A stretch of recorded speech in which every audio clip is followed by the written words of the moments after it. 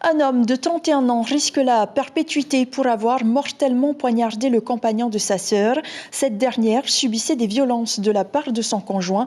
À la cour d'assises, les témoins, principalement des membres de la famille de l'accusé, dressent le portrait d'un homme sans histoire. Il voulait, selon eux, défendre sa sœur, victime de violences conjugales. Compte rendu avec Hayata Buluk et Jacques Damour. L'accusé, jugé pendant 3 jours, est décrit par les experts comme une personne dépressive, alors que sa famille le qualifie comme quelqu'un de calme, généreux et sans histoire.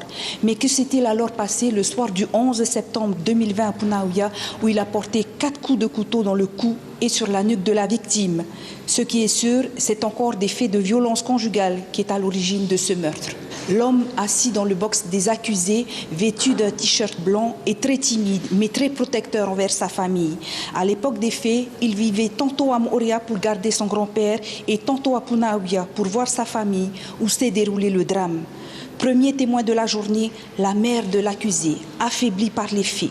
Elle dit alors à la cour que son fils n'est pas méchant, il n'a jamais eu de conflit, mais en revanche, elle ne pouvait plus supporter de la violence que subissait sa fille dans son couple. C'est une jeune femme blessée qui s'est retrouvée à la barre, rongée par les regrets, et surtout, elle ne comprenait pas les gestes de son frère.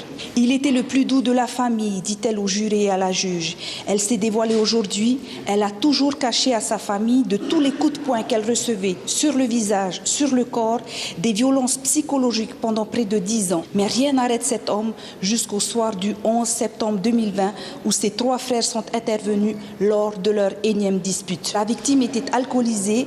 Le cadet poignarde alors le bourreau de sa sœur. Il est depuis incarcéré. Il encourt une peine de 30 ans de réclusion criminelle, mais il nie l'intention d'homicide volontaire. C'est ce que les juges et les jurés vont tenter de savoir. Et le verdict sera rendu mercredi.